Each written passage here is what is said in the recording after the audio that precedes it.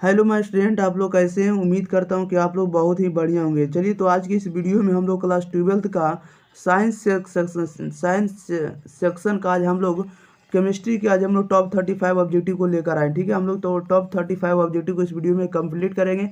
अगर यह आप लोगों के लिए वीडियो यूजफुल लगता है तो इस वीडियो को आप लोग दोस्तों के पास जरूर शेयर करिएगा। ठीक है, और अपने एग्जाम प्री चैनल को जरूर सब्सक्राइब करिए। और प्रत्येक क्वेश्चन का ऑब्जेक्टिव हम आप लोग सीरियल वाइज दे रहे हैं। ठीक है, इसका लिंक आप लोगों को डिस्क्रिप्शन में मिल जाएगा और अन्य वीडियो का भी लिंक आप लोगों को डिस्क्रिप्शन में मिलेगा। ठीक है, और इसका पीडीएफ आप लोगों के लिए टेलीग्राम चैनल एग्जाम प्री पर अपलोड कर दिया था। ठीक है, जिसका लिंक डिस्क्रिप्शन में मिलने वाला है। क्वेश्चन नंबर 36 का आंसर आप लोगों को बताना है 3 से 4 सेकंड के अंदर आप लोगों को कमेंट बॉक्स के अंदर। ठीक है, प्रत्येक क्वेश्चन का आंसर आप लोगों को 3 से 4 सेकंड के अंदर बताना। हम आपको पढ़ के बताते हैं क्या करा। क्वेश्चन नंबर 36 में करा निम्नलिखित में कौन सा तत्व एक रूपता प्रदर्शित करते हैं, बताइएगा। निम्नलिखित में से कौन सा तत्व जो एक रूपता प्रदर्शित करते हैं। तो एक रूपता प्रदर्शित करने वाले तत्व आपका क्या हो जाएगा, तो ऑक्सीजन हो जाएगा, एक रूपता वाले ऑक्सीजन हो जाएगा, सल्फर हो जाएगा और आपको एसी हो जाएगा, सेलेनियम हो जाएगा। ओके, ऑप्शन नंबर डी हो जाएगा इसका राइट आंसर, इनमें से सभी।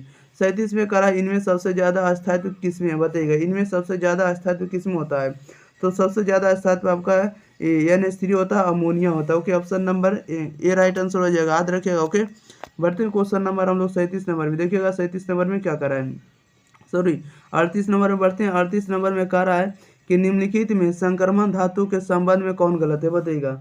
निम्नलिखित में संक्रमण धातु के संबंध में कौन सा गलत है। संक्रमण धातु के संबंध में ऑप्शन नंबर ए गलत है, प्रतिचुंबकीय। क्वेश्चन नंबर 39 में करा निम्नलिखित में से क्रोमियम में कौन ऑक्साइड प्रकृति में अम्लीय एवं क्षारीय दोनों रहते हैं, बताइएगा। निम्नलिखित में से क्रोमियम में कौन ऑक्साइड प्रकृति में अम्लीय एवं क्षारीय दोनों रहते हैं, किस में रहते हैं, तो ये आपको Cr2O3 में रहता है। Option number A right answer हो जाएगा। बढ़ते क्वेश्चन नंबर हम लोग 40 नंबर में। 40 नंबर में कहा रहा है कि निम्न में किस आयन का मैग्नेटिक मोमेंट 1.73 bm है, बताइएगा। निम्नलिखित में से या निम्न में किस आयन का मैग्नेटिक मोमेंट 1.73 bm है, बताइएगा। इसका राइट आंसर क्या हो जाएगा, तो ये होता है टी आई यानी टाइटेनियम 3+ का। Option number D right answer हो जाएगा, Ti3+। क्वेश्चन नंबर 41 में कहा अमोनिया को निम्नलिखित में किसके द्वारा सूक्ष्म पृथक किया जाता है, बताइएगा। अमोनिया को निम्नलिखित में किसके द्वारा सूक्ष्म किया जाता है, इसका राइट आंसर बताइएगा क्या हो जाएगा। तो सूक्ष्म किसके द्वारा किया जाता है, तो कंसंट्रेट H2SO4 के साथ, यानी सांद्र H2SO4 के साथ। ओके, क्वेश्चन नंबर 42 में कहा निम्नलिखित में किसका बंध ऊर्जा सबसे अधिक है, बताइएगा। निम्नलिखित में किसका बंध ऊर्जा यानी बंधन ऊर्जा सबसे अधिक होता है, किसका होता है सबसे ज्यादा बंधन ऊर्जा, तो आपको यस के बीच होता है। Option number B right answer हो जाएगा।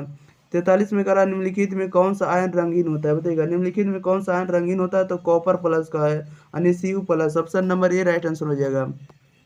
बढ़ते हैं क्वेश्चन नंबर 44 नंबर में कह रहा है कि NiCO4 में Ni का प्रसंकरण कितना होता है, बताइएगा। NiCO4 में Ni का प्रसंकरण कितना होता है, इसका राइट आंसर आप लोग बताइएगा क्या हो जाएगा, तो प्रसंकरण sp3 होता है। Option number C right answer हो जाएगा। 45 में कह रहा है K3FeCN6 का IUPAC नाम क्या होता है, बताइएगा। कह रहा है K3FeCN6 का IUPAC नाम क्या होता है, तो इसका IUPAC नाम होता है पोटेशियम हेक्सासाइनेट फेरेट 3 होता है। ओके, ऑप्शन नंबर हो जाएगा डी राइट आंसर। ओके, याद रख लिएगा। बढ़ते हैं क्वेश्चन नंबर 46 में। देखिएगा 46 नंबर में क्या कर रहा है। 46 नंबर में कह रहा है निम्नलिखित में किस एल्किल हैलाइड का जलांशन SN1 अभिक्रिया से होता है, बताइएगा। कह रहा है निम्नलिखित में से किस एल्किल हैलाइड का जलांशन SN1 अभिक्रिया से होता है, इसका राइट आंसर बताइएगा क्या हो जाएगा। तो यह किसका होता है, तो यह जो होता है आपको CH3 का होल 3CX का होता है। Option number D right answer हो जाएगा। 47 नंबर में देखिए क्या करा है। करा कि तनु एवं अल्प क्षारीय KMNO4 के घोल को क्या कहा जाता है, बताइएगा। तनु एवं अल्प क्षारीय KMNO4 के घोल को क्या कहा जाता है, तो इसके घोल को हम लोग क्या कहते हैं, तो हम लोग इसके घोल को क्या देखिएगा। इसका आंसर आप लोग कमेंट बॉक्स में बताइएगा। ठीक है, क्वेश्चन नंबर 47 का हम लोग ठीक है बताएंगे इसके बाद। चलिए बढ़ते हैं क्वेश्चन नंबर 48 में। देखिए 48 में क्या कर रहा है। क्वेश्चन नंबर 48 में करा प्रोटीन की हेलिकल संरचना निम्न में से किस बंध के द्वारा स्थायी होता है, बताइएगा। प्रोटीन की हेलिकल संरचना निम्न में से किस बंधन के द्वारा स्थायी होता है, इसका राइट आंसर बताइएगा। किसके द्वारा स्थायी होता है, तो यह होता है हाइड्रोजन बॉन्ड के द्वारा, hydrogen bond. Option number D right answer हो जाएगा। 49 में करा निम्नलिखित अभिक्रिया में यौगिक बी क्या है, बताइएगा। निम्नलिखित अभिक्रिया में यौगिक बी क्या होने वाला, और यहाँ पर यौगिक क्या भी बनेगा, तो ये जो यौगिक का जो नाम बनेगा ये आपको प्रोपाइनिक अम्ल बनेगा। Option number C right answer है। ओके, प्रोपाइनिक अम्ल। बढ़ते हैं क्वेश्चन नंबर 50 नंबर में। देखिएगा 50 में क्या कह रहा है कि ओलोन ओलोन एक बहुलक है। बताइएगा ओलोन एक बहुलक क्या होने वाला है, तो ओलोन एक बहुलक होता है ये जो बहुलक होता है ऑप्शन नंबर बी हो जाएगा इसका राइट आंसर। ओके, एक्रिलोनाइट्राइल का। ओके, क्वेश्चन नंबर 51 में कह रहा है कि एक एस्टर को KOH के साथ गर्म किया जाता है तथा प्राप्त विलयन को ठंडा कर अम्लीय करने पर सफेद अपक्षय प्राप्त होता है, तो एस्टर निम्नलिखित में से कौन है। बताइएगा, कह रहा है एक एस्टर को KOH के साथ गर्म किया जाता है तथा प्राप्त विलयन को ठंडा कर अम्लीय करने पर सफेद अपक्षय प्राप्त होता है, तो एस्टर निम्नलिखित में से कौन होगा। तो एस्टर का जो होगा एथिल बेंजोएट होगा। Option number D right answer हो जाएगा, एथिल बेंजोएट। ओके, बढ़ते हैं क्वेश्चन नंबर हम लोग 52 नंबर में। 52 नंबर में कह रहा है निम्नलिखित में कौन कैनिजारो प्रतिक्रिया नहीं देता है। बताइएगा निम्नलिखित में कौन सी अभिक्रिया जो कैनिजारो प्रतिक्रिया नहीं देता है, कौन नहीं देता है, तो ये ऑप्शन नंबर 20 का राइट आंसर है। Okay, CH3CCH3CH3CHO। Okay, question number देखिएगा 53 कह रहा है कैल्शियम एसीटेट और कैल्शियम फॉर्मेट के मिश्रण को गर्म करने पर बनता है। बताइएगा कैल्शियम एसीटेट और कैल्शियम फॉर्मेट के गर्म करने पर क्या बनता है, तो इसको गर्म करने पर इथेनॉल बनता है। Option number D right answer हो जाए। ओके, याद रखिएगा। बढ़ते हैं क्वेश्चन नंबर हम लोग सीधे 54 नंबर में। देखिएगा 54 नंबर में क्या करा है, 54 नंबर में करा है कि प्राइमरी एल्कोहल के उत्प्रेरकीय डिहाइड्रोजनीकरण से प्राप्त होता है। बताइएगा प्राइमरी एल्कोहल के उत्प्रेरकीय डिहाइड्रोजनीकरण से प्राप्त होता है, क्या प्राप्त होता है, तो ये आपको aldehyde. Option number D right answer हो जाएगा।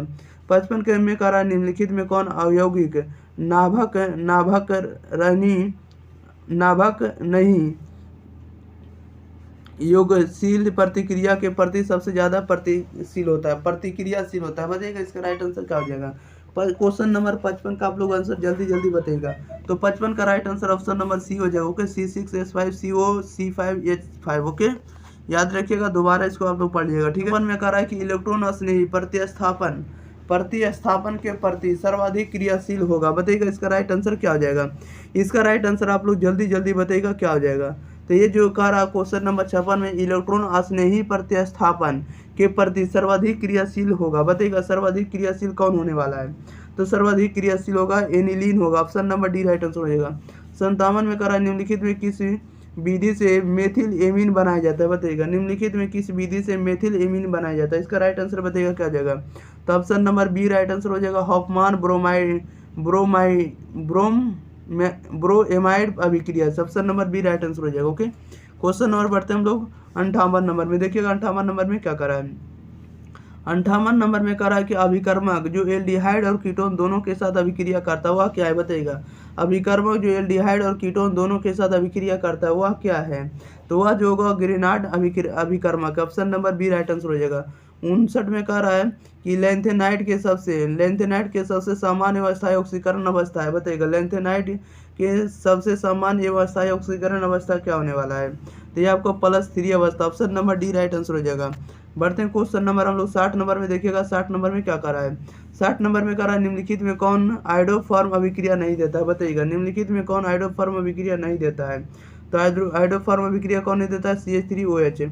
61 में कह रहा है कि ओजोन पारा की चलायमानता को समाप्त करता है, यह निम्नलिखित में से किसके निर्माण के कारण होता है। बताइएगा कहता है ओजोन पारा की चलायमानता को समाप्त करता है, यह निम्नलिखित में किसके निर्माण के कारण होता है, इसका राइट आंसर बताइएगा। तो यह किसके कारण होता है, यह Hg2O के कारण। Option number C right answer हो जाएगा। ओके, बढ़ते हैं क्वेश्चन नंबर हम लोग सीधे 62 नंबर में।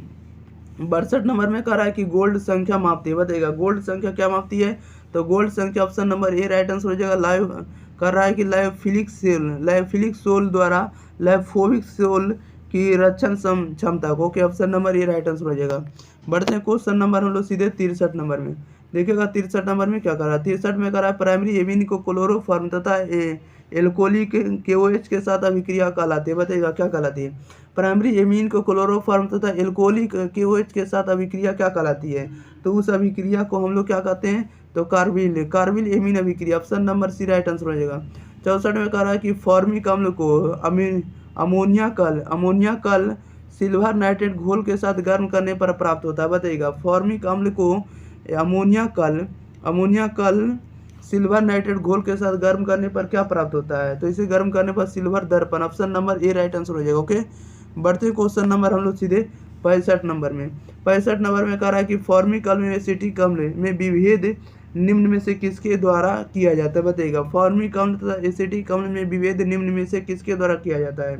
तो यह जो विभेद क्या था, मर्क्यूरी क्लोराइड के द्वारा। Option number B right answer हो जाएगा। 66 में कह रहा आरएनए तथा डीएनए कायरल अणु है, इसकी कायरलता का कारण क्या है, बताइएगा। आरएनए तथा डीएनए कायरल अणु है, इसकी कायरलता का कारण क्या? तो इसकी कायरलता का कारण क्या होगा? तो डी शुगर अवयव होगा। Option number A right answer हो जाएगा। ओके, डी शुगर अवयव। क्वेश्चन नंबर देखिएगा 67 में। 67 नंबर में कह रहा है कि सर्वाधिक मधुआर्ज मान वाला कृत्रिम मधुरक कौन है, बताइएगा।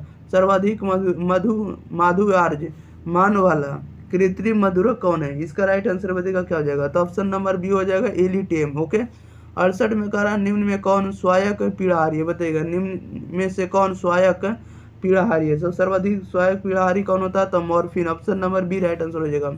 59 में कह रहा निम्न में से किसकी कमी के कारण रतौंधी होता है, बताइएगा। निम्न में किसकी कमी के कारण रतौंधी होता है? किसके कारण होता है?